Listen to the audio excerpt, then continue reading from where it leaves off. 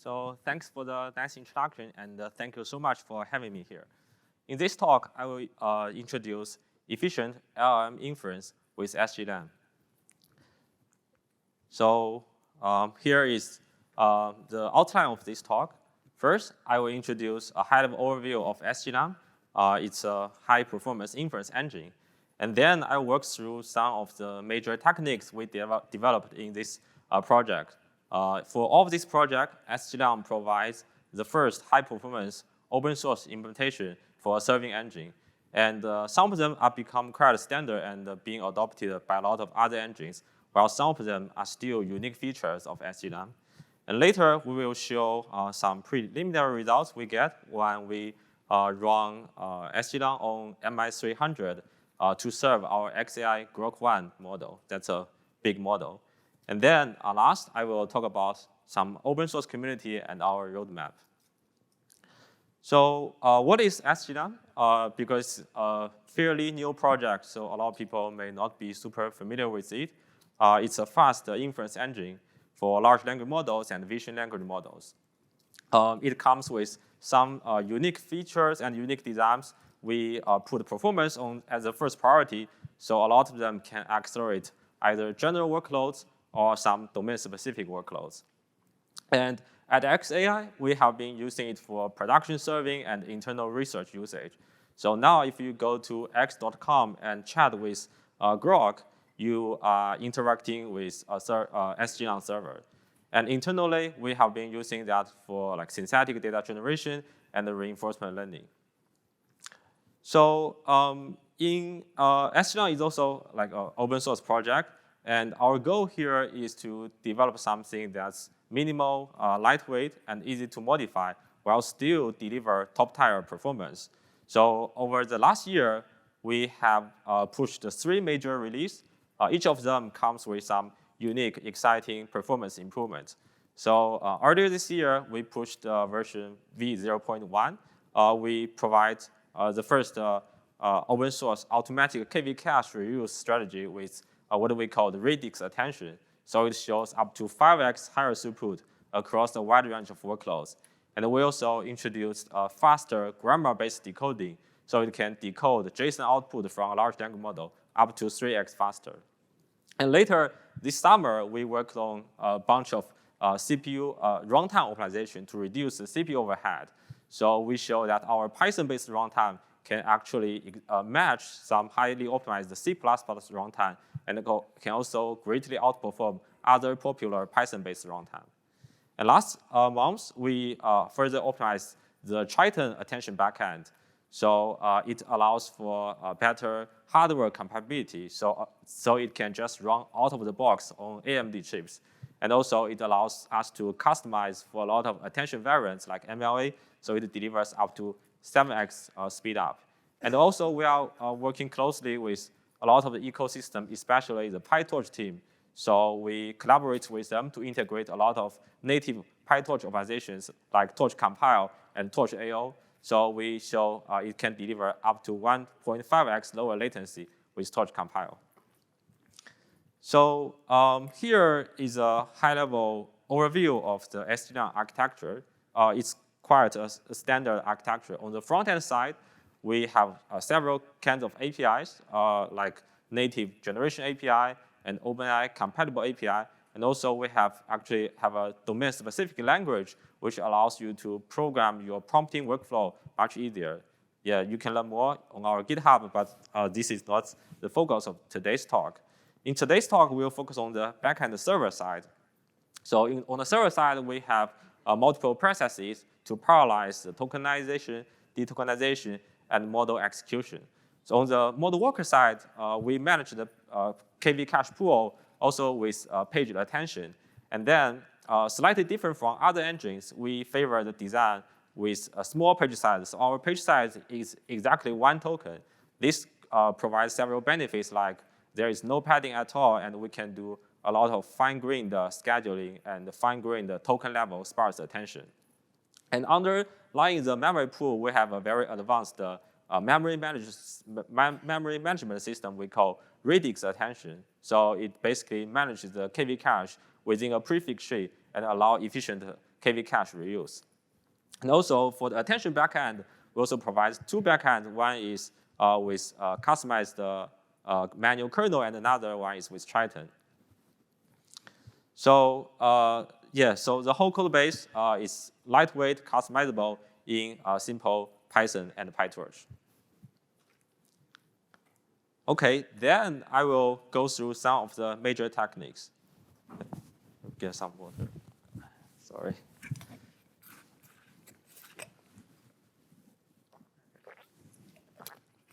So I will briefly introduce these 4 techniques in this talk. The first one is for KV cache reuse, and second is JSON decoding. And the third one is low overhead CPU scheduling, and the last one is torch native optimizations. I will go through them one by one. So let's start with the first one. When you, in a typical LLM application or some agentic workflow, when you want to accomplish some complex tasks, it often involves not only a single LLM code, but the integration of multiple LLM codes. So I will show you some common patterns. The first one is trained codes. It's very easy to understand when you talk to a chatbot, you do multi-turn conversation. So the LLM inference engine has to answer to multiple codes. And the second one is parallel codes. If you want to solve a hard question, you probably want to sample multiple times and run them in parallel to get multiple answers. And then you do another code to select the best answer from them. This can improve the solution quality. So this kind of multi-code structure brings a lot of interesting runtime optimization opportunities like caching, parallelism, and shortcuts. And early engines largely ignored these opportunities. So they only optimized for single code and didn't optimize well for multiple codes. And in SGLang, we try to optimize for this kind of multi-code structure. So let me give you some examples of the multi-code structures in LLM inference. Let's start with a simple chatbot application. In this example, the user first asks a question denoted as a green box here, and then the LLM generates a response as a yellow box here. So, and most systems just optimize for this singleton, which is a pair of green and yellow box. However, as the chat session continues, we will have chat history. The first term will become the chat history, and then we'll have turn 2, turn 3, and more terms. So the chat history here is actually an accumulated data structure with some optimization opportunities. So during the LLM generation process, there are some intermediate tensors called the KV cache. They are generated during the forward pass and will be reused for decoding future tokens. So actually, they only depend on prefix. So different sequences with the same prefix, they can actually share the KV cache, avoid the redundant computation and memory usage. And this pattern exists in a lot of other workloads. Another example is feature learning. In the feature learning, you have some feature examples. Typically, they are the same for a lot of requests. So if you have multiple prompts with the same set of feature example, you can share the KV cache of the examples. And so basically in these slides, all the blue boxes can be shared across multiple codes. However, the early engines, they didn't realize this, and they have to basically recompute all of them each time. So this creates a lot of redundant computation and memory usage. Why cannot they efficiently reuse them? Because this structured information are scattered around multiple codes, so sometimes it's hard to track the state. And the case can go very dynamic and complicated. I will show you another complicated example if you want to use an LLM to solve a hard reasoning or math question. So you probably want to integrate the LLM as agent and run it against some tree search algorithm like MCTS or depth-first search. So here, basically, we show it's a search tree. And in this case, you can see the LLM will explore a lot of different branches to try different directions for solving the problem. And in this case, the different branches, because they share some parent root node, so they can also reuse the KV cache from the parent root nodes. This creates like some reuse opportunity, but the reusing structure is like a tree, so none of the existing system can fully utilize all the reused opportunities within the tree. And also, you can imagine some of the branches, they can also run in parallel, which makes the problem more complicated. Okay, so to solve this problem, here comes our first technique, efficient KV cache reuse with RadixAttention. Let me just briefly recap. The KV cache are some intermediate tensors generated during forward pass, and they will be reused for decoding future tokens. They can be very large, from dozens of gigabytes to hundreds of gigabytes, so sometimes even larger than the model size. And they only depend on the prefix token, so this is a property we are going to utilize. In existing systems, they will just discard the KV cache after a request finishes because they only optimize for a single term. However, in our system, we want to optimize for multiple calls, so we'll never simply discard the KV cache. Instead, we'll retain the KV cache of all requests, but manage them within a radix tree. A radix tree is a type of compact prefix tree. So let me walk you through several examples on how we build and maintain the tree. Okay, the tree starts off empty with only a root node. And then if the user asks a question, hello, and LLM responds with hi, then we will concatenate the system prompt, URL helpful assistant, and user message and LLM response all as a single edge, and link this edge into the node. Here we will put a substring on top of edge. So basically, the substring is just a sequence of tokens, and we insert a new node into the tree. Then the chat session continues, so we will get a new term. And when the server receives this message, it will run a prefix matching against the tree, and then we can find the first term of the conversation is already in the tree, so it's a cache hit, and we can reuse the KV cache. And then we append the new term as a new edge and a new node into the tree. And then maybe as the next step, another user comes in and it starts a new conversation. So in this case, we'll try to split the tree, but still allow them to share the common part. So we'll have two branches, and the two branches share the common part, which is the system prompt. And in the next step, maybe the second chat session continues, and in this case, we may run out of GPU memory, so we'll do some eviction. We implemented a recursive LRU-based eviction policy that tries to recursively evict the recently used leaf nodes. So basically, this is how we maintain the tree. You may think that for an online serving, the tree can diverge quickly, but for some advanced use case, like tree search or some batch processing jobs, actually, the cache hit rate and reuse opportunities has a lot. So here, I show another more interesting tree. So there are some interesting branching and eviction patterns. And you can see by organizing the KV cache within a radix tree, we can enable efficient prefix matching, insertion, and eviction. So in practice, we can maintain the tree with hundreds of thousands of tokens with a very low overhead and high cache hit rate.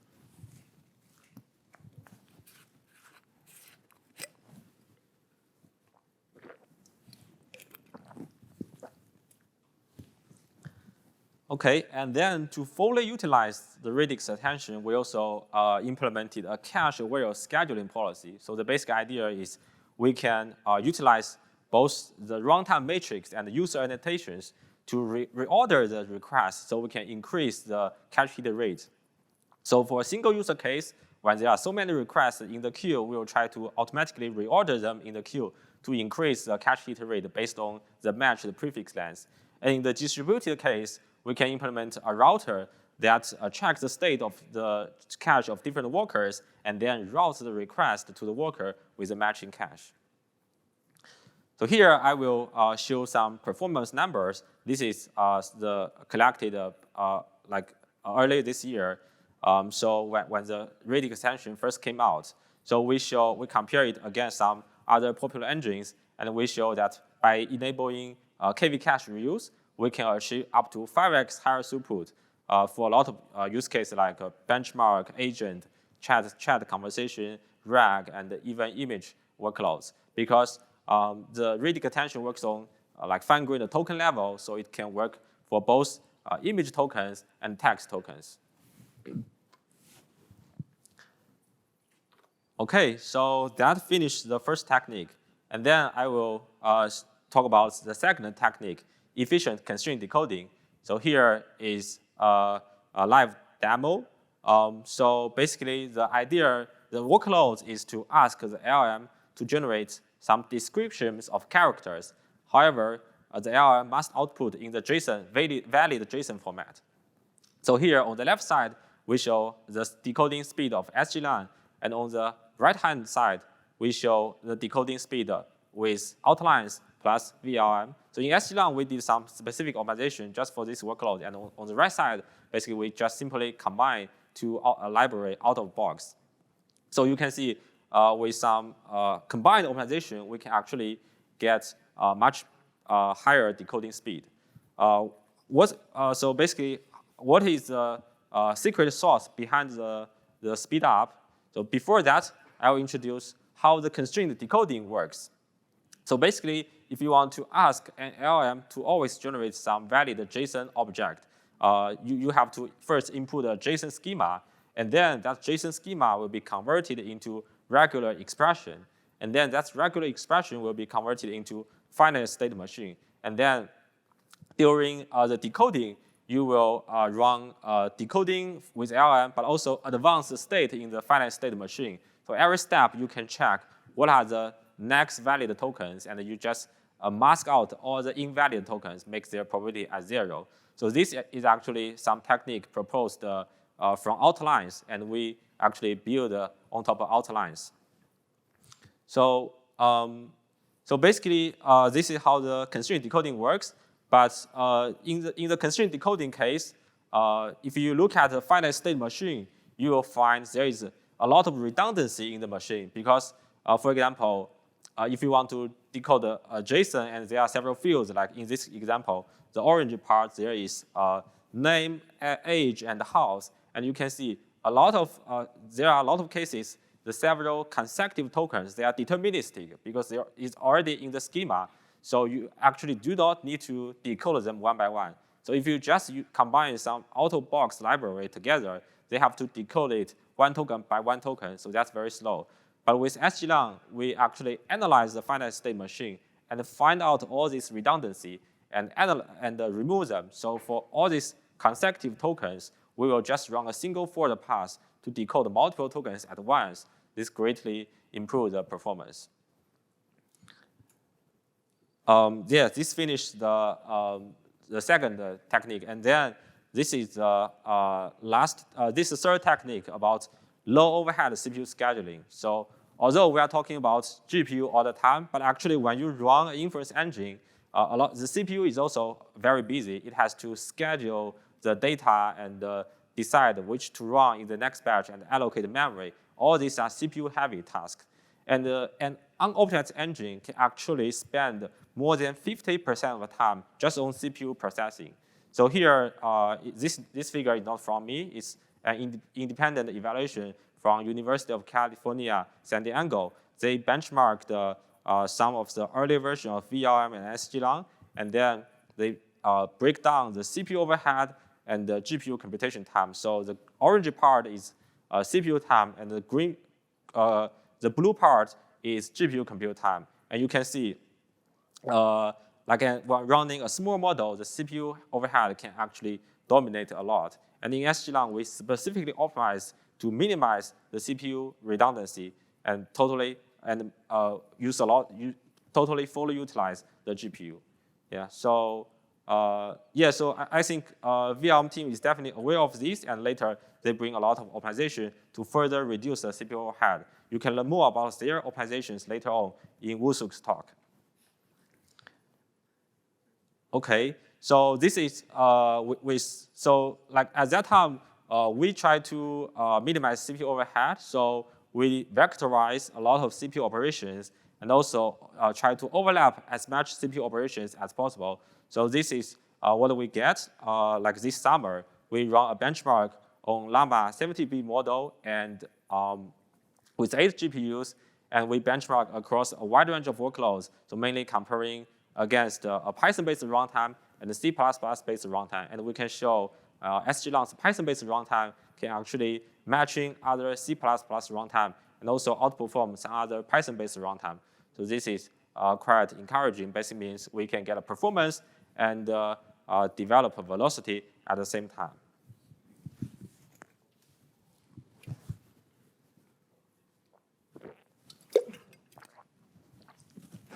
And lastly, we also want to introduce the last technique, PyTorch native optimization. So as we said, we work closely with the whole ecosystem, especially the PyTorch team. So right now we have to write a lot of custom kernels and tensor parallelism strategies and quantization kernels, and some of them we also reuse from VLM.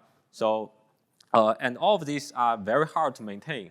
And I guess in the future, like the PyTorch team is working hard to provide a lot of native support for all these kind of optimizations. So we like right now they are all experimental, but we are working with them to test these new features.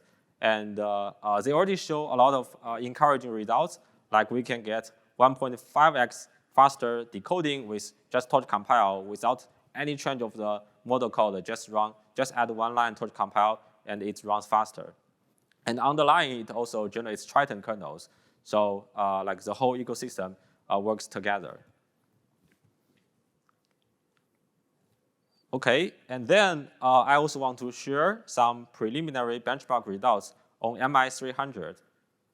So we try to run our Grok 1 model with SGLang on MI300. So the Grok 1 model is an open source model, 300 billion MOE model we run with FP8 precision. And here, both of them use the Triton attention backend. Because H100 has less memory, so we have to use 8 GPUs to fit the model and runs with tensor parallelism 8. And the MI300, thanks to its larger memory, so we can only use 4 GPUs to hold the model weight, and we can run only tensor parallelism degree 4, but create 2 copies of them on a single node. So basically, this can reduce some communication complexity and also increase the GPU utilization. So here, we run some static single batch offline throughput, and we can show the MI300 already outperform H100 on some workloads and matching H100 on some workloads. This is still preliminary results just after 1 week optimization. The AMD engineering team contributed a lot of optimization and the benchmark data. So we hope it can, the AMD performance can be continuously improved in the coming weeks. Okay, and then lastly, the SGLang is an open source project with a lot of community users and contributors. We work with these companies, organizations to further reduce the cost of LLM serving. And here is some brief roadmap of the project. So like performance is always our top priority. In the next following months, we expect we'll work on a bunch of performance optimization like sequence parallelism, sparse attention for long context inference, and also like hierarchical RadixAttention, Radix cache to make it available to reuse KV cache across the memory hierarchy. And we'll also continue our modular and minimal design. And lastly, we also have a bi-weekly online development meeting. So if any user have any feedback, you can directly talk to our developers. It's open to like every community members. Okay, finally, I want to especially thank the AMD technical support. So the AMD team did a lot of work to support AMD on SGLang. And also, I want to thank the core developers and open source contributors from the SGLang community.